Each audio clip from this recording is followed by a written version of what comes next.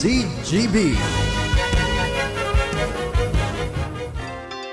Inihahatod sa Indo kang Department of Environment and Natural Resources, Regional Office No. 5, ang programang Kapalibutan Ta at Tamanon Ta. Kapalibutan Ta at Tamanon Ta. Programang magtataunin impormasyon asin kaaraman, manangod sa satuyang kapalibutan, asin sa mandato kan Department of Environment and Natural Resources. Kapalibutan Ta at Tamanon Ta. Ngunyan, ang sa Indong makakaibahan.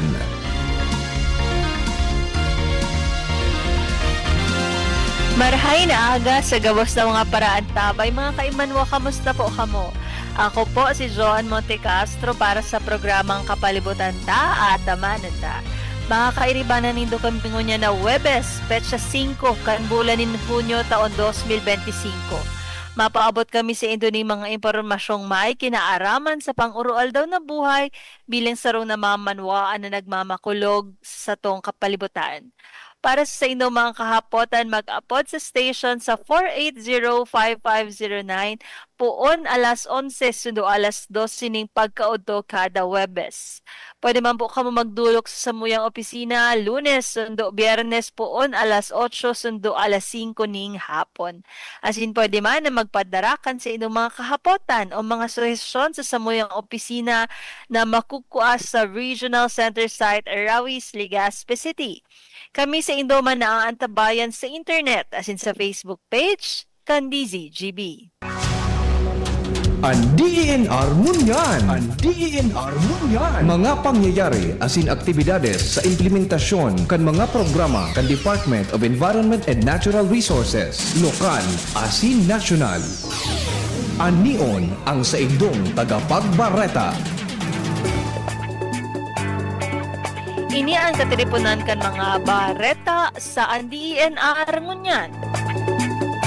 Nakatala ang isagibo kan DENR Bicol ang taunang Sarengaya Awards kung saan pigre-rekognisar ang mga individual, akadim, grupo, organisasyon, lokal na gobyerno asin mga pribadong sektor na nagtaunin mga signifikanteng kontribusyon sa kapalibutan asin nagserbing inspirasyon sa komunidad sa saindang pagprotehir, mantinir asin sustinir kan mga manlain-lain na programa para sa karahayan kan sa itong mga rekursos naturales. Sigon kay DENR Bicol Red Francisco Emilia Jr., ang Sarengaya Awards na sa Bicol sa napig sa Sagibo may obheto na magtaunin onra sa mga espuersos asin kontribusyon kan mga Bicolano para sa kapalibutan.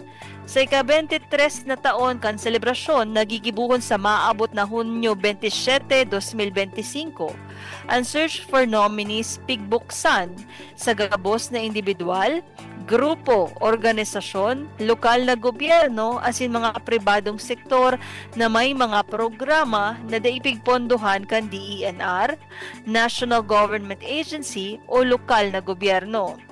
Ang Sarengaya Awards nagpuon kan taon 2000 sa pangingenot kan mga dating namamayo kan DENR sa kamauotan na marekognisar kada selebrasyon kan Environment Month ang mga outstanding na personahes asin mga grupo na padagos nagtatabang sa DENR sa paagi kan sa indang mga inisyatibo asin advokasya. Iniya ang katiripunan kan mga bareta sa DENR ngunyan.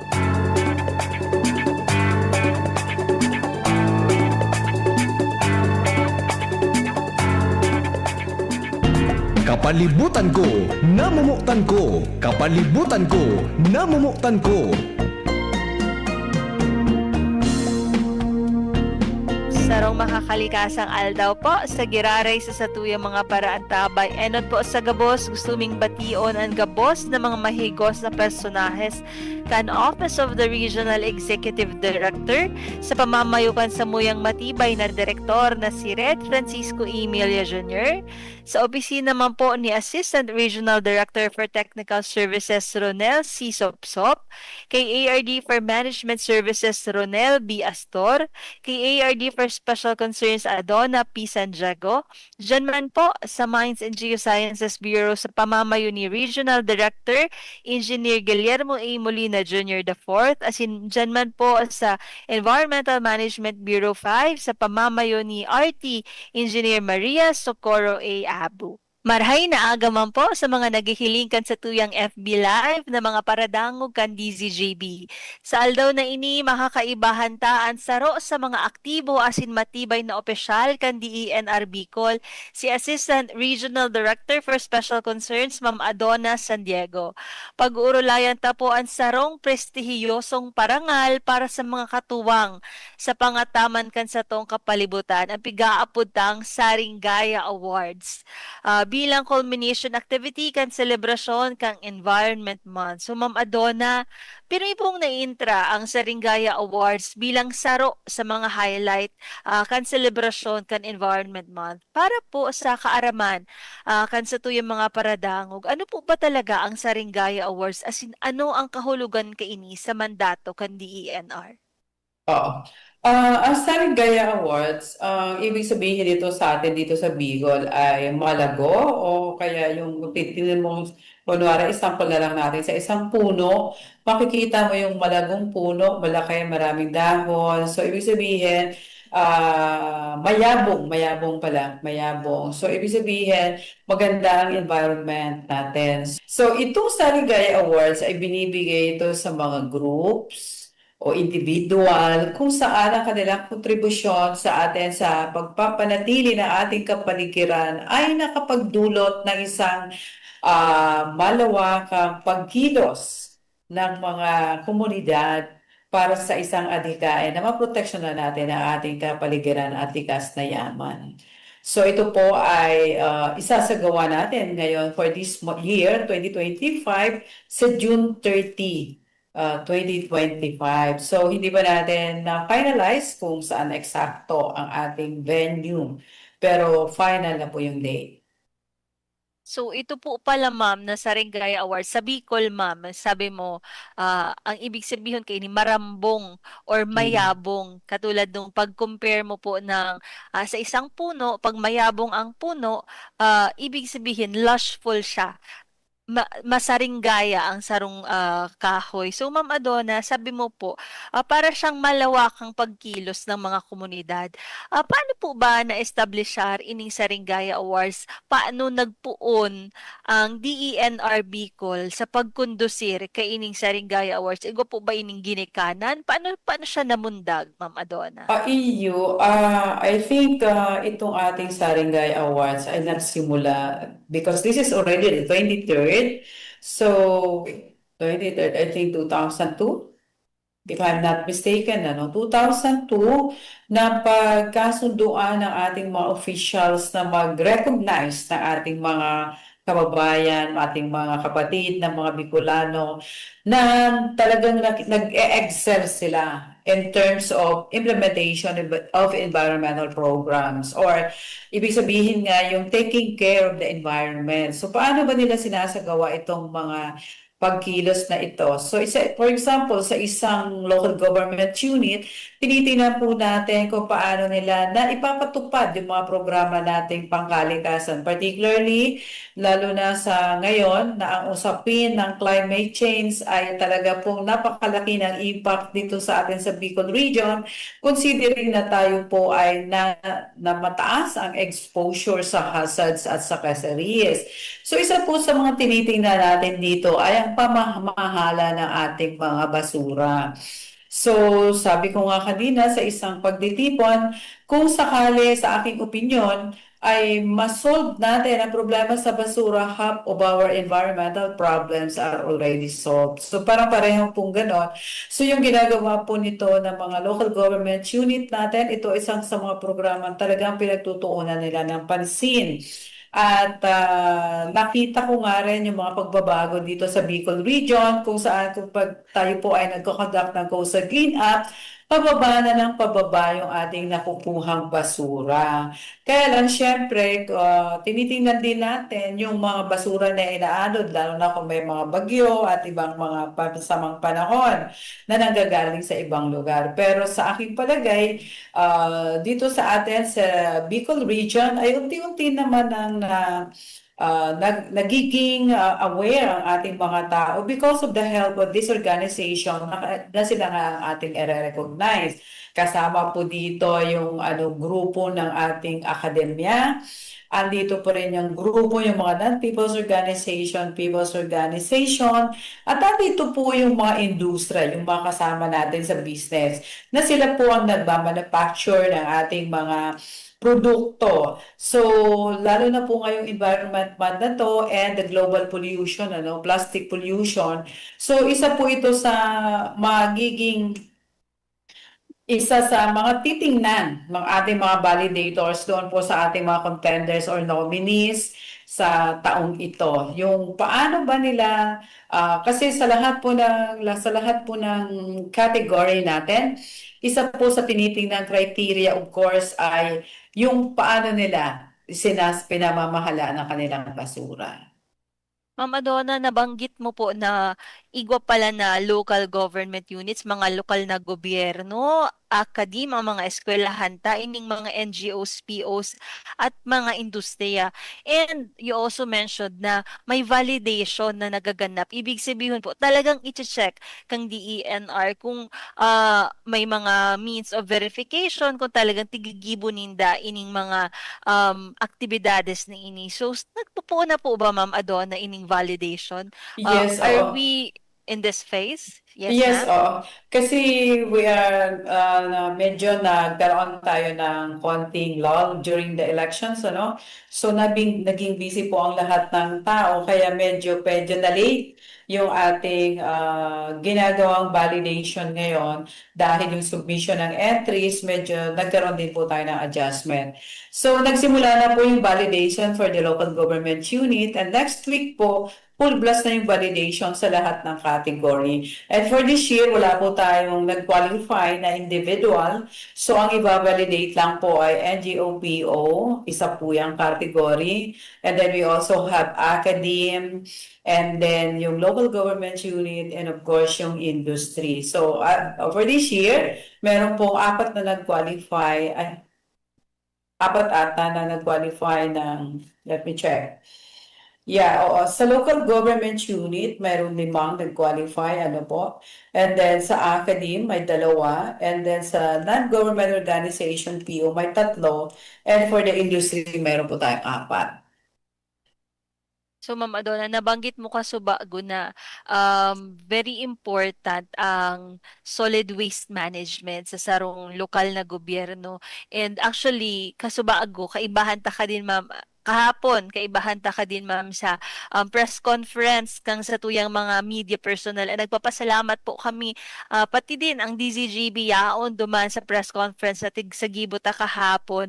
And napag-urulayan duman na brought up ining solid waste management na nabanggit na 1.6 tons palan, Ma'am Adona, ang na-generate na unsegregated waste digdi sa Rehiyon Bicol. And magayon itong uh, uh, uh, magayon itong sa imong nataon na advokasya na kung masolusyonan ining sa tuyang solid waste management, mas magiging matrayumfo ang sa tuyang mga lokal na pamahalaan. Ngunyan, ma'am, siguro ang tigiisip kang mga nagdadangog sa tuya dahil nagkaigwang eleksyon, nagkaigwa ki change of leadership. Paano po ba sinda makakalaog? Igwa po bang mga criteria ang DENR na pigsusunod tangani na ini mga kategoryang ini ay makalaog sa pigva-validate tang mga individual as in industriya? Opo, since ito po ay pangangalaga ng ating kapaligiran, kasama po sa mga criteria na talaga pong pinagtutuunan ng pansin natin at mahigpit po natin itong tinitingnan against the means of verification na nasubmit nila and also the interview sa mga stakeholders ay ang environmental protection, which is 20%, environmental conservation 20%, and environmental rehabilitation 20%, and sustainability ng mga programa po na tinatawag natin is also 20%, and yun po social relevance ay 20% din po. So yun po yung ating criteria. Bali, parang nababanga siya, ma'am, sa 5 na Mm. major criterias. Igwa po kitang pagprotektar, protection, conservation, rehabilitation, sustainability, and social relevance. Kasi ma'am, ang nangyayari kung halimbawa may mga tig-propose ining mga individuals na, for example, nagpatanom duman sa sarong lugar, tapos na, natanom na, tigiling tapalan ang sustainability kung talagang nagtalubo, kung napadagos ining proyektong ini, and the social relevance. Paano ma'am tig-check ang social relevance kang sarong proyekto? Ano ang ano ta kaiyan, parang MOV na nailita kung relevant ba talaga siya sa satuyang Yes, sosyudad? oo. Actually, yung relevance ang chine-check natin ito sa social relevance na tinatawag natin. Ito ba ang programang ito ay nakatulong sa komunidad in terms of nalinis ba, naging healthy yung environment nila? Pangalawa, nakatulong ba to in terms of livelihood? Meron bang income na generate itong ano na to, itong programa nito? At pangatlo, nakita ba natin na napangalagaan yung kanilang mga programa? For example, sabi nga natin mo kanina, kung nagpatanim tayo kunwari ng mga puno, napangalagaan ba ito?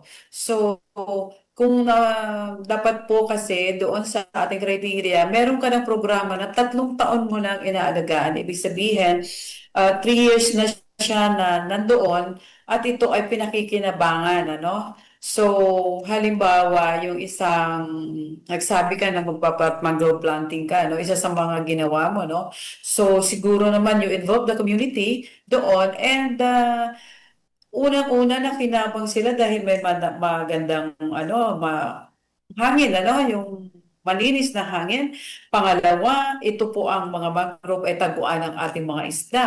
So nakinabang din ba ang community in terms of nag-increase ba yung kanilang fish catch? So ilan lamang po ito sa mga tinitingnan, ano, or ginawa ba nila itong halimbawa itong mangrove planting na to later on. Ito ba ay ginawa nilang parang tourism area para maging educational, ano? At yung mga taong dadalo dito ay maiintindihan ano ba ang kahalagahan ng mangrove.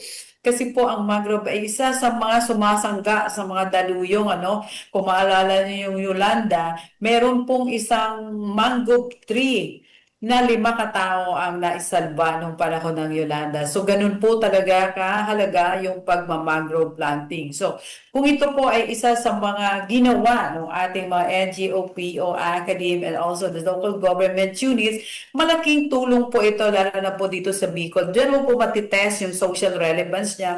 Considering na ito pong Bicol region is highly exposed to natural hazards, kaya and also highly vulnerable dito sa impacts ng climate change. So, yun po ang ilan sa mga bagay-bagay kung paano natin malalaman gaano ba ka-significant, relevant yung kanyang project. So, 3 years pala, Ma'am Adon, na ang pigahiling. Like an example po, ang satuyang mga national greening programs, 3 years din bago mag-graduate ang sarong NGP site. So, likewise, in satuya man ng mga tigahiling na mga awardees, 3 years din po para mahiling ang sustainability and social relevance. Araw gani po kang binanggit ni Ma'am Adon na sarong bakawan kang Yolanda, bagyong Yolanda, nakasalbar kilimang buhay. So dakulaon po siyang impact sa community. So siguro Ma'am Adona, ang kahaputan mi sa Imos, ika nga ang tigsasabing cliche na ang pagkilala ay inspirasyon. Kaya po Mm. bimidbid ta ining mga Mm-mm. awardees ta. Ma'am, ikaw po ba kamong mga pwedeng ikaheras na mga halimbawa kang mga awardees na mas kang mga nakaaging taon na sa ilingin dong worthy to share ang sa ida mga best practices na nagdulok tangani isinda mapili kang DENR. Yes, oo. So, sabi nga natin, napakahigpit ng ating mga criteria, no? Doon sa nabanggit ko, marami pa po yung sub-criteria na tinitingnan. So, ang ating pong validator ay hindi lamang pumupunta doon para tingnan yung inyong mga dokumento kung tama po. Kung hindi ito po ay kailangan i-validate din yung community kung talagang natulungan. So, ngayon po, dito sa ating I think ang masasabi ko lamang kasi I've been handling this Saringaya for about two years na, no? Three years na. I think 2 years. Yeah, yeah. So, more than 2 years, ano? So, nakita po natin na naka-inspire ito sa marami kasi lalo na po sa local government unit, isa po sa mga tinitingnan ng kanilang SGLG na awards ay yung kanilang environmental program. So, isa po ito siguro sa mga dahilan kung bakit marami ding local government units ang sumasali. Pero hindi lamang yon. Bilang isang kandidato kasi dito sa Saringaya Awards, kailangan napatunayan mo na po na ito po ay nagkaroon ng magandang buhay, ano, magandang istorya, sabi nga Yes, natin, ma'am. doon sa kanilang komunidad. At nakita po natin na talaga namang marami po dito sa mga previous awardee natin na talagang sobra pong nakatulong sa communities nila. Like yung last time, the individual that we were awarded, ano, nagpatanim siya ng napakaraming puno, which inspired the whole community to join yung ginagawa niya. And I think parang nag-start lang ito sa maliit, ngayon expanding na into a few hectares pa, and the community is actually um, ano yan, tumutulong na dito sa individual na to, no? I think sa Camarines Norte ata yung winner natin na individual na yan. So, yun po yung kanyang istorya from a single idea na naisip niya, nagtanim siya, so invited the community to join him. So ngayon po, isa na siyang isang parang organisasyon na kumikilos kasi yung komunidad nila kasama na. So marami po tayong istorya tungkol dito sa ating mga awardees na talaga naman pong sinusulong nila, lalo na po yung mga, sabi natin kanina, napaka-importante, hindi lamang po yung pagtatanim ng puno, pero ang pinaka-importante po, I think, ay sabi ko nga kanina, ay ang pag-aayos ng basura.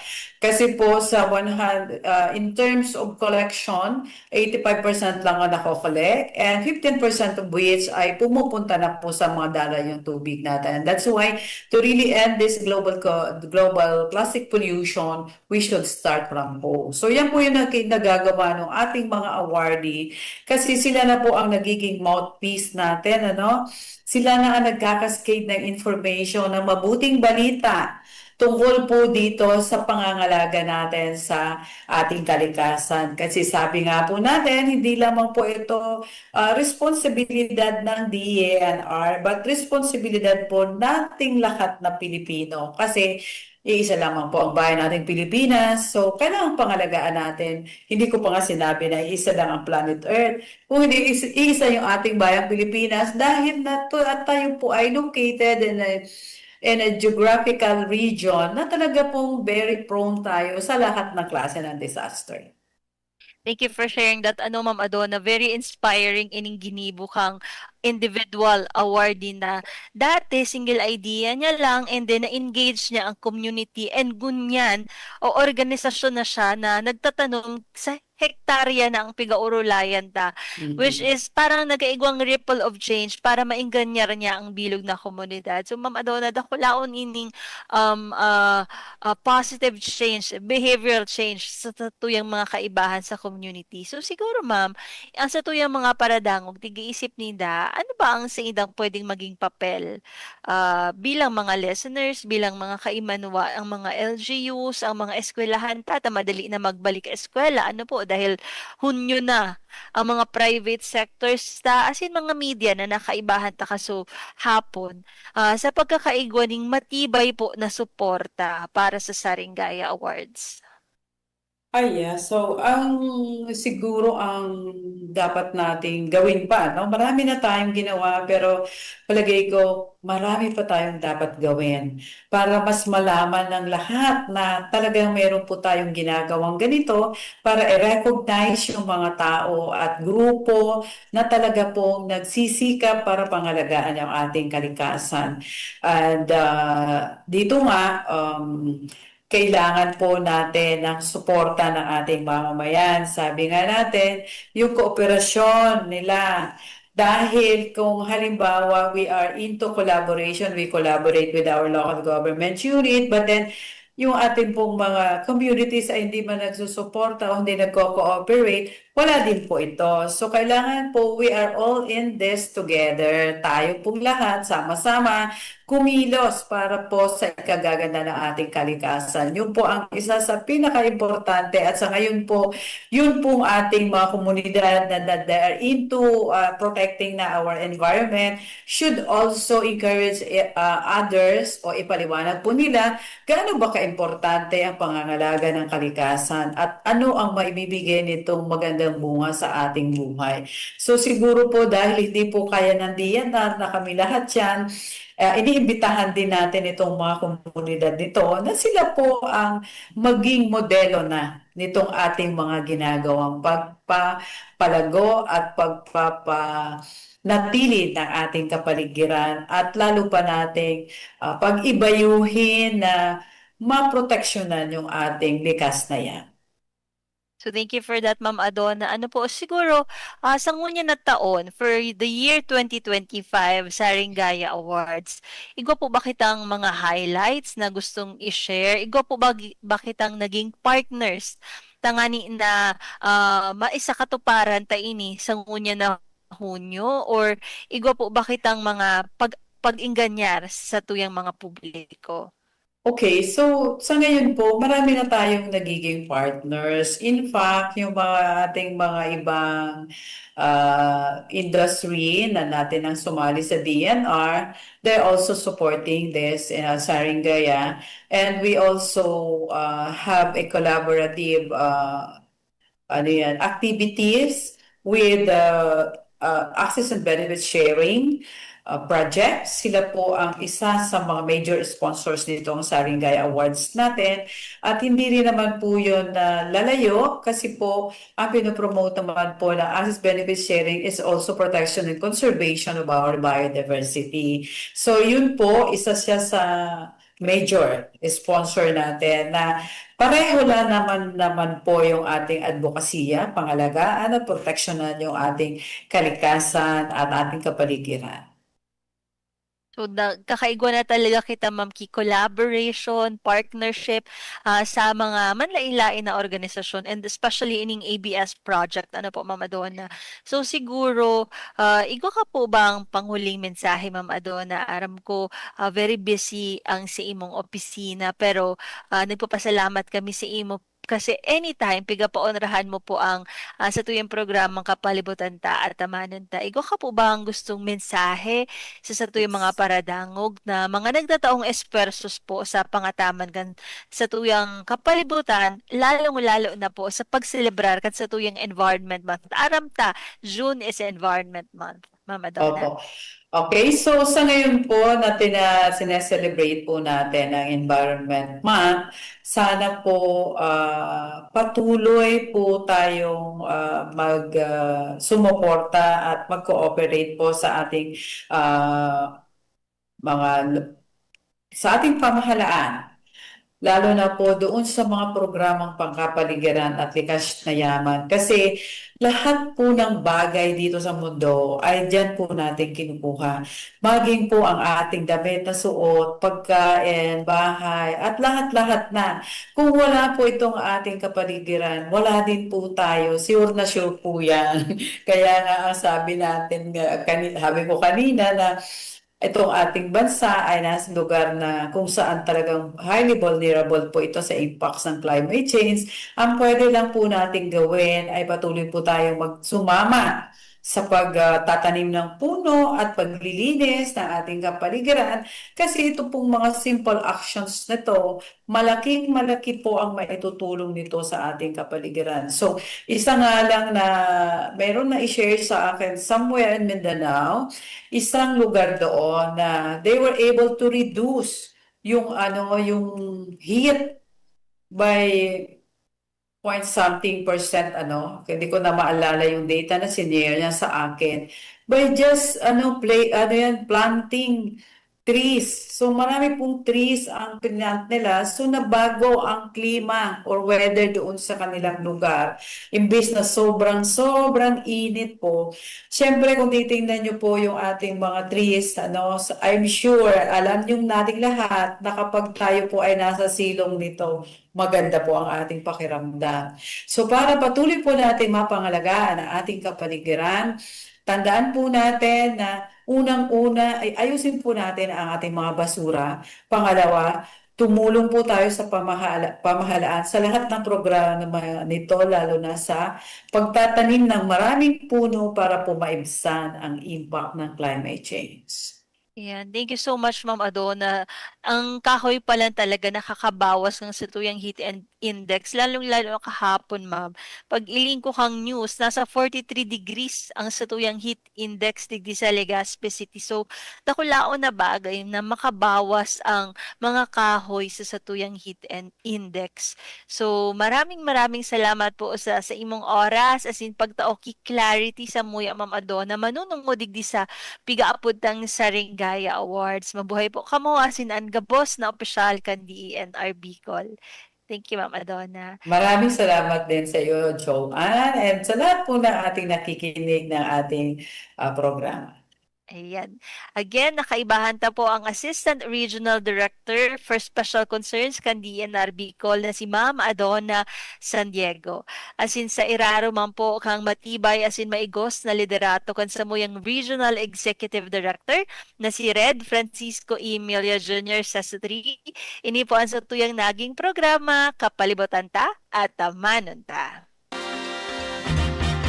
Sa indong nahinanyog ang programang Kapalibutan ta at Tamanon ta. Kapalibutan ta at Tamanon ta. Diyos mabalos sa indong pag-antabay.